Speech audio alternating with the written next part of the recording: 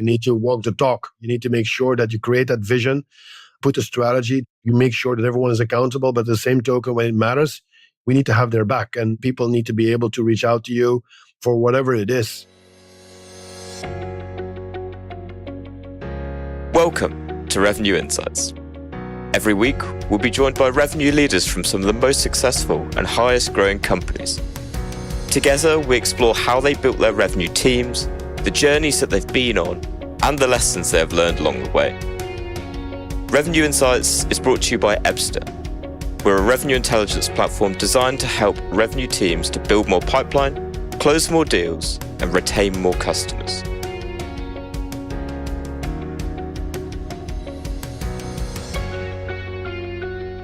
Hello there. You are listening to Revenue Insights. I'm joined today by Willem Hendrickx. He's currently the Chief Revenue Officer at Vectra AI. Willem's career has taken him from a sales leader at numerous technology organizations across EMEA through to his role today at Vectra in the US. Willem, been looking forward to this. Awesome. It's great to be here, Ali. I've genuinely been looking forward to this. I know that we've been trying to get this in for a little while, but for anyone that isn't maybe as excited as I and maybe don't know who Willem is, can you tell them a little bit more about your story, how you've got to where you are today? Sure. I mean, the story goes back for a long, long time since you look at my hair and it's a bit gray, but I always wanted to go into sales, was my ambition. My dad was actually a procurement guy, so I wanted to do in sales. Not that I don't love my dad. I do love him, but I wanted to go in sales and prove out that I could do that. And so I started with Xerox, which was that moment in time the biggest sales, I think, educational environment to be in. I ended up at PTC, which is basically now the Bible of MedTech. I spent 5 years at 5 promotions. I went to EMC, which is probably my longest tenure for 10 years, where I was from country manager in the Netherlands. It's always nice to be a Belgian and be country manager in the Netherlands. And I ended up running global channels. Then I went to a customer, which was a system integrator. I did Alcatel-Lucent, which was basically a 4 billion operation. I had my own company. And now I'm super happy that I'm CRO at Vectra, which is basically a US-based, very big upcoming cybersecurity organization and company. We have a mission to make the world a safer place, and that's really cool to be there. It's an awesome mission. And I know coming into this, you've recently, a few weeks ago, delivered your SKO to your team. I'm just curious, what's your overarching message to your team this year? Is how to make the quota, right? I mean, SKO is all about rattling the troops to make sure that the strategy of the company is really, really clear for everyone, that there's a consistent messaging, giving them education on how to make the number, giving them tools on how to do that. We invited a lot of customers, by the way, and also partners. They actually participated throughout the whole SKO, which is very rare. And then also they can see our culture. And one of the most nicest things what I hear from my customer or partners who attended the SKO is that we love your culture. And I think this is one item that you want to give to your folks to be there for them. But most important thing is I really believe an SKO is there to create a vision of we can do this and hit and overachieve the number, and then explain on how we can overachieve the number. And I think everyone is super excited for this year. And we're looking forward to do great things in 2024. I love that. And I can feel the energy already. Oh yeah, really. So can I ask, what is perhaps in that how we're going to achieve our number, what is perhaps the one initiative that you are most excited about as part of that? Well, first is opportunity, right? I mean, if you need to outline what the opportunity is, right? And so hence the opportunity comes from showing them how we have been doing with certain segment of the market with customers and how much the opportunity is to actually find new customers in that particular segment, for example, and talk about the use cases. That's number one. Secondly, the other opportunity is always about cross-sell and upsell. I think our overall mission is to grow ARR, to grow NACV, but NRR is super important, taking care of our customers so that they don't churn, but the upsell and cross-sell. So also you quantify how much each individual has for upsell and cross-sell opportunity. I mean, really you quantify that. And then you basically put a plan in place on how to target that so that they can go after it. So net new customers, upsell. I mean, I would say those are the two big items to make sure that they understand and quantify that data so that they can go after it. And then last but not least, you need to make sure that the ecosystem around that works, which basically means okay, what are you doing with your overall partner ecosystem? Because you're not alone. How do you work with your channels? Secondly is, okay, marketing is there to support you to create your pipeline. And then, of course, we have ADRs, us basically on the phone, to also increase the overall pipeline. So it's not only about the individual, it's also about making sure that they know that the company is behind them and we're all together in winning new customers and keeping our customers basically safe. And that goes from the CEO, customer first, that goes from me, and we will jump on every single call, whatever is needed. But again, net new customers and then cross-sell and upsell. Of all of that, what I'm really interested to dig into a bit more. You mentioned around the partner ecosystem and having some of your partners in the room. So drawing from some of the analysis that we did recently, at a high level, it looked at really the huge amount of ROI that businesses, certainly we analyze, get back from partnerships. Now, often it takes a while to get it up and running, sure. But if you can crack that nut, the ROI is tremendous. And I think it was something like around about 12% of the companies that we analyze actually had a partnership function. So I'm very curious to dig into that a bit more from Vectra's perspective. Can you just kind of give an overview of what your partner approach is like and perhaps how you've been able to find success with it? Well, first, you need to be consistent. So one of the things that we said is that 100% of our business goes to partners. So it's clear. So then there's no ambiguity. Is it direct or indirect? Because I've been throughout my career, have seen multiple models. I think that you need to be consistent with your partner. Secondly, when you talk with partners, you need to make sure that everyone of the company realize that the partner is important. It's not only the channel person, it's also the rep, it's me, it's everyone needs to be engaged with that. And then you take a step back and you say, okay, what are the partners that we should work with? And then you have like large organizations like big system integrators, which are super important for us when you want to cover the high end of the market. Secondly, you have like, for example, mid-sized MSSPs who can take, for example, our product in their overall SOC to actually provide an end-to-end service to their customers, which is net new for us. And three, you have a lot of resellers, right? National resellers in the US, for example, and the small resellers. So I think these are the three kind of like main partners that we're looking at. I think it's important that you focus. You don't have to have too many. You need to make sure that you have enough good ones with the right skills, where also the commitment from both sides, it's really tight in a kind of a framework and engagement. And last but not least, you also need to make sure that when you want to be scaling, you need to work also with your technology partners to see that you can, how can you help each other in order to win the market. And technology partners, these are, for example, EDR partners, for example, we could be CrowdStrike. We just launched something together with Gigamon, for example, and that helps because it end-to-end solution is what customers are looking for.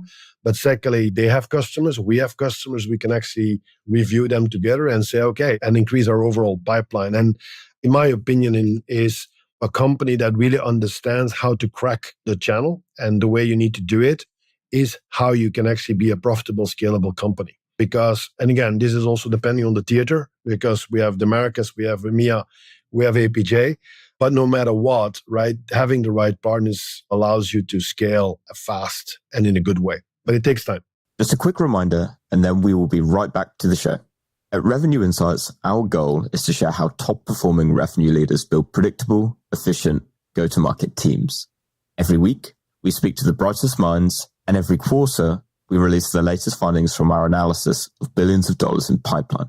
If you don't want to miss out, sign up to our newsletter at ebster.com/newsletter-sign up. That's ebster.com/newsletter-sign up. The link to make that a little bit easier for you will be in the show notes of this episode, wherever you're listening. See you there. Absolutely. The obvious question to me then is, how do you know who is the right partner? What are the qualities of a good partner? That's a good thing, right? It's a good question. But again, data tells you, right? It's all about skills. So for example, when we are doing cybersecurity, you have like many specialized cybersecurity companies where we know that the customer are trusting those cyber companies to bring added value to them. They reach out to those cyber companies for advice, for support. Now, it's very logical, right, that you, for example, go to them to see that we can add value to their overall end-to-end solution to their overall customers, for example. So it's all of those criteria. We look at that and we see which are the ones. The second thing is also commitmently. There are many partners on paper that are looking good, but if there's no commitment from the top and there's no commitment from our perspective on the top, it's nice, but it's never a relationship. A partnership goes both ways, right? And you need to make sure that you look into each other's eyes and say, okay, here's what we're going to do and what we're going to go for. Because any partnership, there will be blips, there will be issues. Is how do you deal with those issues? And when you have a trusted relationship and you can escalate, it goes very, very well. So I would say qualification, but secondly is also commitment, have a clear business plan together on how we're going to address the market. If there was someone listening to this and going, yeah, you know what, this year or certainly going into like the next financial year, they're looking at really exploring that channel. What would your advice be to them building out a partnerships channel for the first time?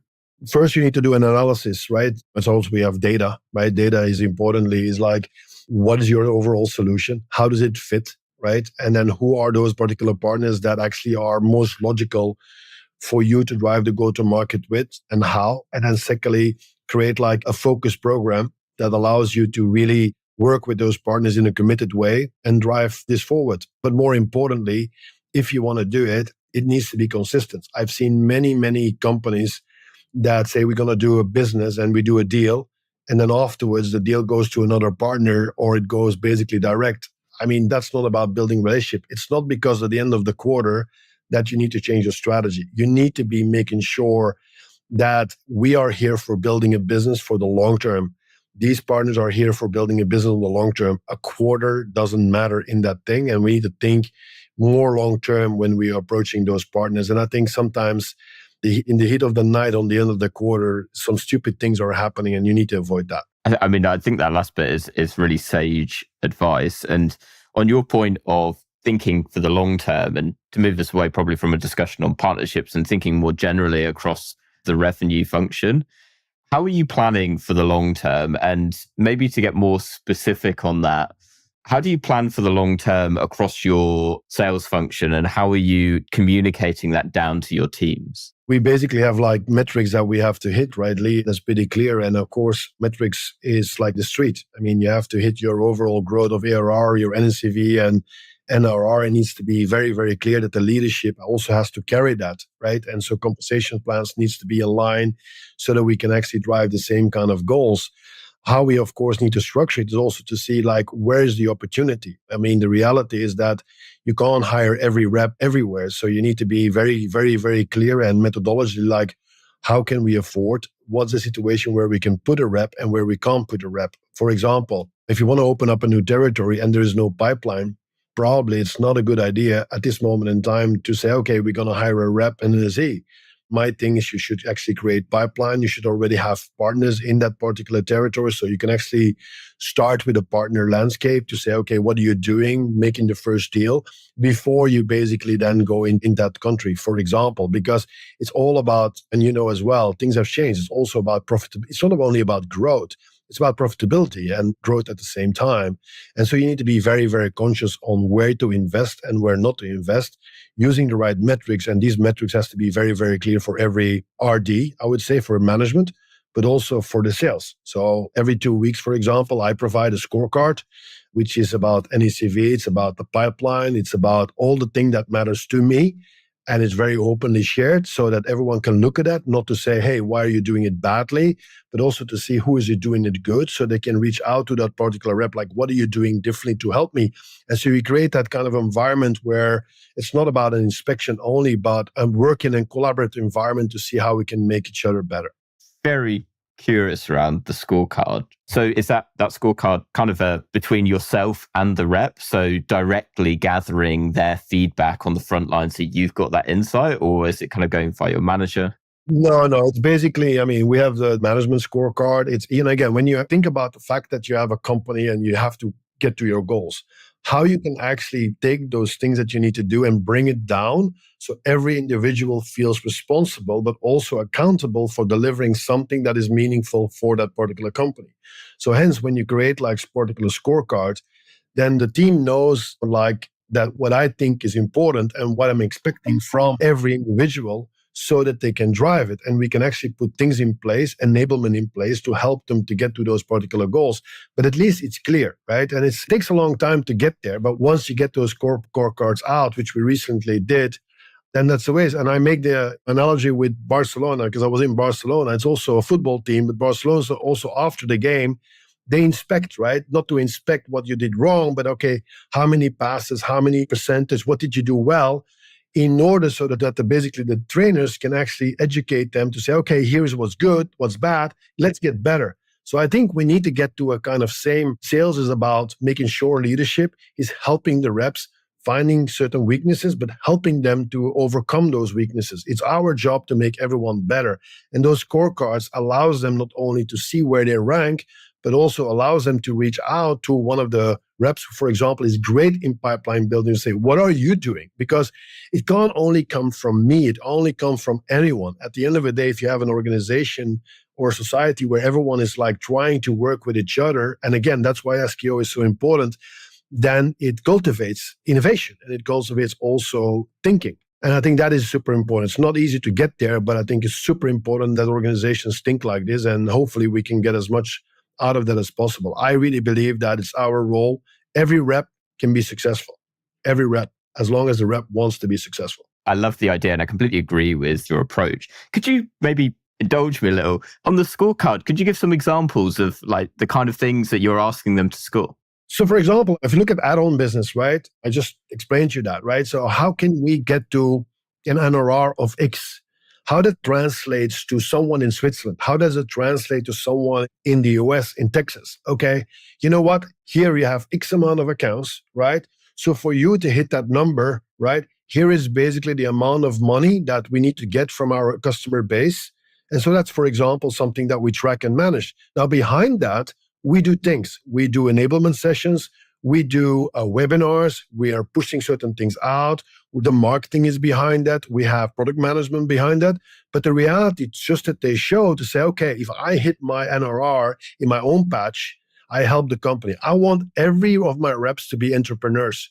I want every one of my reps to be franchise. They should own their franchise. That's the way I looked upon my business. When I run a territory, I'm like, how can I make sure that I run the territory as good as possible? How can I do that? And I think the word franchise is super important for me. And I think some reps are just looking at accounts.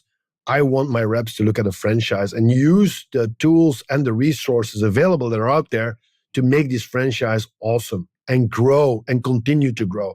And if they do that, they make money. But it also allows them to not, the most important one is a franchise, you take care of your customers, Lee, because your customers are your biggest advocate. It also means that if you take care of your customers, you have less churn, which helps me to reduce my overall churn in the organization. And so these scorecards are just reflections of what we want to achieve from the company perspective. Does it make sense? That makes perfect sense. Now, there was something that you mentioned that I just want to pull from. You want all reps who, as long as they are committed to be successful within Vectra, I'm paraphrasing ever so slightly. How do you approach from a leadership position ensuring that happens? So because to give like a bit of context maybe behind the question, from the analyses that we run, something like 69% of reps across kind of the 530 companies that we analyzed are missing quota at the minute. So only 31% are hitting quota. So everything that you're saying is everything that I think a lot of businesses aspire to be, aspiring to have the vast majority of their reps hitting and exceeding their number. So as someone who is really advocating for it, I'm very interested to know like how you are approaching internally, making sure that your teams are high performers. Again, I want to say two things about this, right, Lee? The first thing is that I think a lot of CROs in the past have been hiring too many reps as well. And so we have too many reps, because the cost, that didn't really matter. Hence, you have a lot of people who are not making numbers because the pipeline is not there to support the amount of reps. So I think it's our job as well to make sure that we're not doing that. So that's number one. But the way I look upon it, my responsibility is what I call the 3 R's. It goes back from the past. It's revenue, it's basically recruitment, and it's retainment, right? And so the first thing you need to make sure when you want to be successful is to make sure that we are hiring the right people. That's not an easy job. The recruiting is something that is not an HR task, it's a management task. It's something that you do every single day. If I have to recruit, I'm actually recruiting every single day, calling people, seeing who, making references to make sure I have the right candidate. And it's all about, in my opinion, about the character, right? The character of the person, the perseverance, because what we do is not easy. I mean, it's a tough market out there. It's not like, so you need to be like, you have to have stamina to do that. So you basically need to make sure that we qualify those particular people who want to have that particular fight, who want to fight with your team players. and have the character to do that. And so once you've done that, then of course it's our job to make sure that now they're successful. But I tell you, the better you recruit, the better we're going to be successful. And then it's about retainment. And retainment is, of course, something crucial. So if we, for example, see that the pipeline of a certain person, I'm just saying something in Chicago, is not good enough, then I think we need to sit down as a management team and say, okay, how can we help to create more pipeline in that particular region so we can support that team? Or how can channel, for example, help to go with the partners in order to make sure that the pipeline grows? Or can the ADR make some call out so that the pipeline grows, right? Because again, if we did the right recruitment, it's clear that the person is the right fit. Otherwise, we missed something. If the right fit, we need to make sure that he gets surrounded and we help them winning the first deal. But secondly, and the most important thing right now, Lee, is pipeline, right? The pipeline is key. If you go back a year ago, 2 years ago, times 3, times 4, you were good. You need 7 times 8 right now. So at the end of the day, it's all about making sure that the pipeline goes up. And that's why 2 streams. 1, net new accounts. How can we get that? Can we have the partners working with us to identify those accounts that we can go into? Secondly, add-on business, right? And so it's also very important that we are sure that if someone has a lot of accounts, that we also making sure that he gets enough support on the add-on business, for example, because the NRR there is bigger than, for example, who has a fresh new territory. So that's the way we need to look at it, and having enablement also, of course, supporting the thing. And last but not least, it's the RD job. I mean, the RD job needs to sit down, and we have like a dashboard where we can sit down with the rep, like, okay, how was your week? What did you do? How many calls did you make? Who of the partners did you visit? Did you really visit those focus partners? How did it go with that? How are we doing? And so that the RD is a coach. He's not an inspection. He's a coach.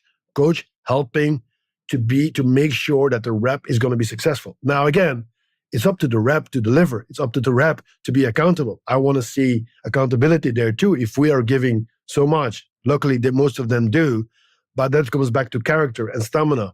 But if you data and you're about data, Lee, it's all about data. Data never lies when you have a Monday call with your rep. Never lies. There's so many nuggets of gold that I want to pull from there. And let me focus on one, because you mentioned it a few times, character. What is an underrated characteristic that you're looking for in the hiring process? I mean, it's hard to define character, but someone, for example, who did high-level sports he did sacrifices, or someone who had sometimes, not an easy youth, right? And he basically worked while he basically was studying. I mean, someone who wants to make something out of his life. So, I mean, looking at those particular characters, it's something unique, right? It's not only about at the minute we're talking about career, but are you doing something unique? Did you do something for your mother, for example, that was super unique because you had to do something? That's all what I call character. It's all about people. And again, this comes back, and this is for me super important. If you want to build a company, it's also which company you would like to build. I would love to build a company with the right culture, with people that I also can have a beer with in the evening. I hope, not everyone, but you want to have also nice people, right? Because our customers also feel that who are the ones that listening to me, who are the ones who have empathy for me, who are those particular people that care for me at the same token. Yes, we want to do the deals, but at the same token, we want to do it in the right way, in the right methodology. And that is something that I'm looking for. Perfect. I want to pull back and there was something that you mentioned that I'm curious around. You mentioned pipeline and going from, a couple of years ago, you needed 3 to 4x, and you mentioned now you need 7 to 8x. I'm curious, do you see it from the perspective of quantity or quality when it comes to pipeline in 2024? Well, but both. You need to do both, right? But I'm just generalizing, right? If you have the market is since last year, as everyone knows, is way tougher. Budget has been cut. So you actually have to have more value to those overall customers. You have to quantify better too. It's not only having the pipeline, but also saying, no, we're not going to do that. I mean, it's hard as a rep to say no, but if you have enough pipeline, you can quantify better too. So as a result, you can actually pick. And of course, when you have upsell and cross-sell, your pipeline probably needs to be times 2 or 3 because there are customers, they know the value. It's an easier upsell and cross-sell. Again, provided you take care of the customer in the right way and they're happy with the value you bring. But in generally speaking, I think it's pretty clear since last year that the pipeline needs to go up. And when you look at the pipeline, you need to look at the beginning of the pipeline, but also on conversion rates, right? You also need to say like, okay, how much of that pipeline goes into, for example, POV? Because once it's in POV, it's an easier number to track. We know when we are in POV, even against competitors, what the result will need to be. So the question is like, we need to make sure that we're not pushing too much to POV, which is not quantified. You need to make sure there's a clear map, mutual engagement plan with the customer on how and what we're going to do and deliver. But if you do that, that is good. But again, if you have more pipeline, problems get solved. Absolutely. So how do you go about ensuring across your teams that they have quality pipeline? Inspection, Lee. I mean, quite frankly, it's coming to inspection and helping them, but ADRs also is helping them, right? I mean, ADRs can quantify basically the tunnel in, and they can quantify like, okay, is there a particular project? Is there something that we should go after? Or is it something that is basically nothing? And so qualification in those stages in the beginning is super important. This comes back to my point. If you don't have a lot of pipeline, you hold on to everything while you know in your heart it's not the right one. But qualification is super important. ADRs are helping us tremendously with that. And the second thing, partners are also helping us with that, because you can go to your partner and say, hey, is there a real budget? What do you think? If a partner is really knowing that customer, could you check out what it is? Is it really there? Is there a pain? Because at the end of the day, Lee, what we need to do is understand there's a pain. If you understand there's a pain, we can create something. If you don't have a pain, there's nothing to go after. So that's what we need to do. Just a quick reminder, and then we will be right back to the show. At Revenue Insights, our goal is to share how top-performing revenue leaders build predictable, efficient go-to-market teams.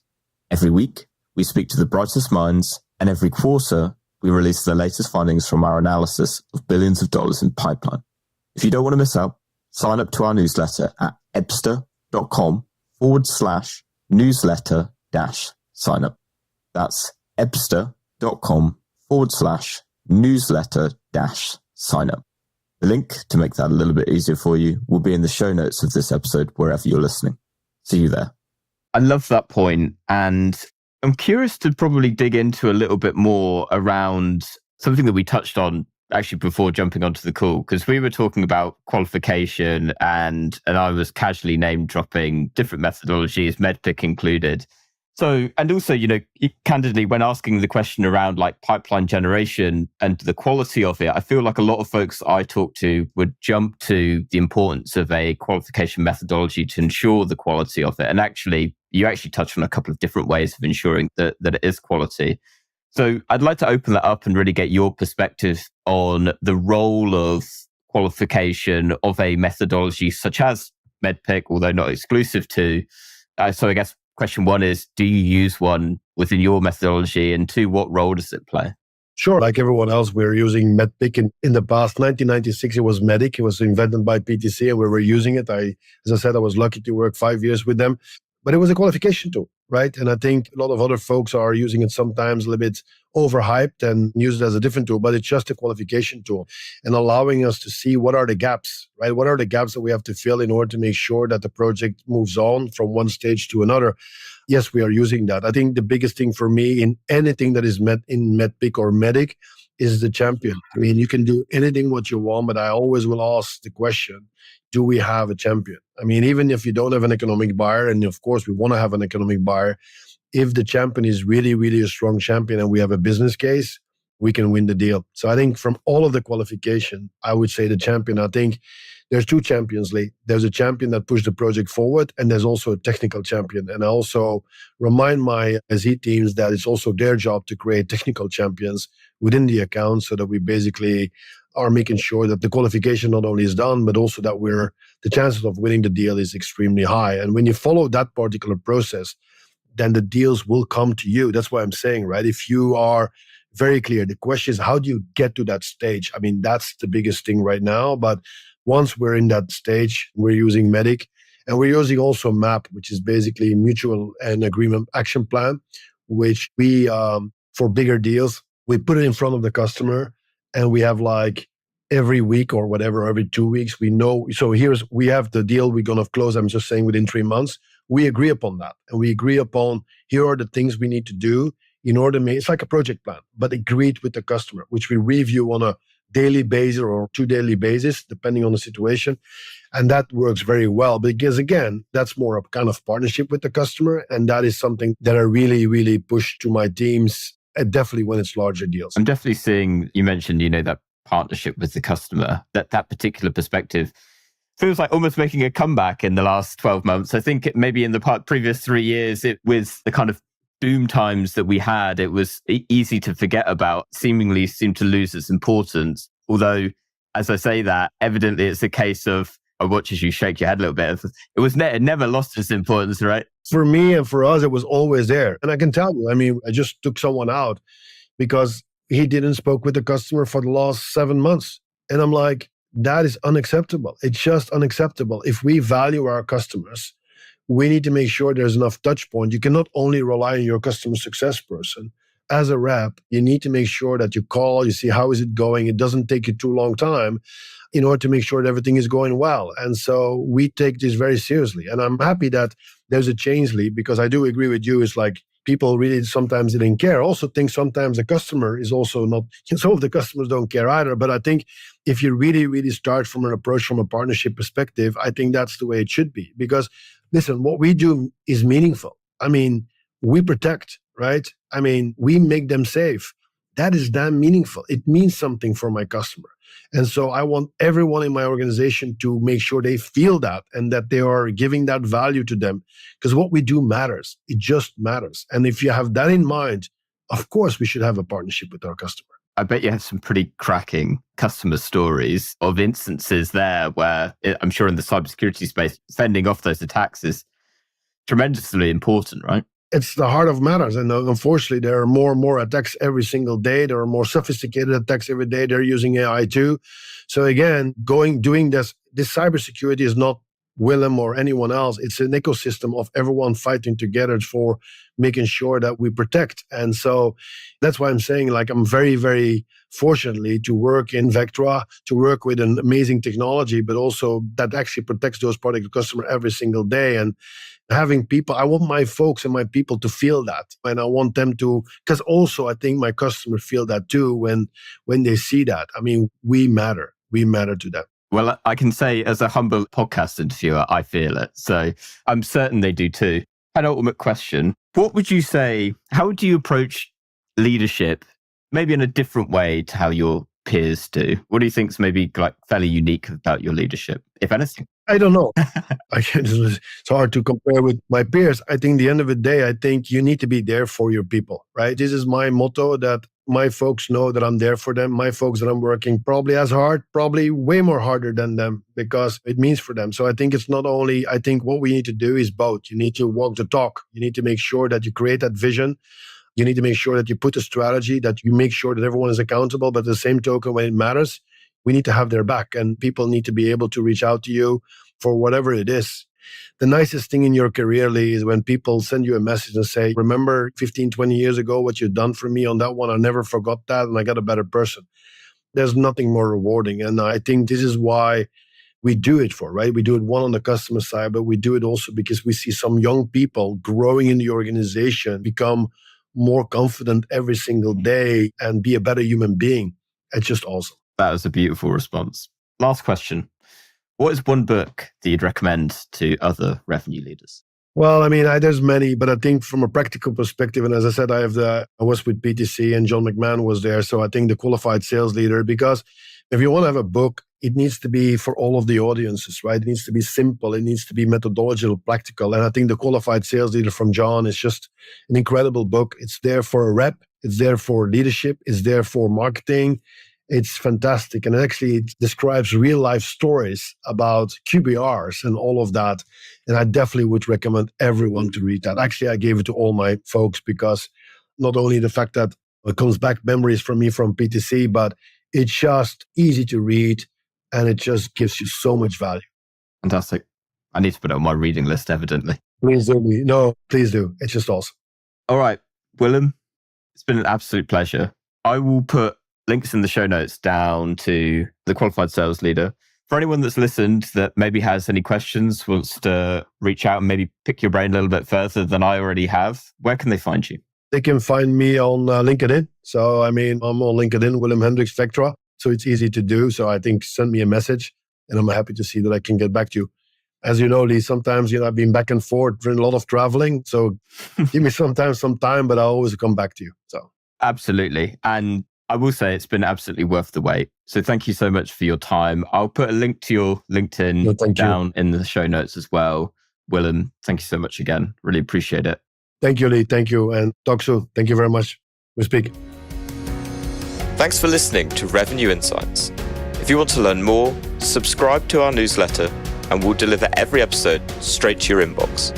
If you have any questions, feel free to connect with us on LinkedIn. Our links will be in the episode notes. See you next week.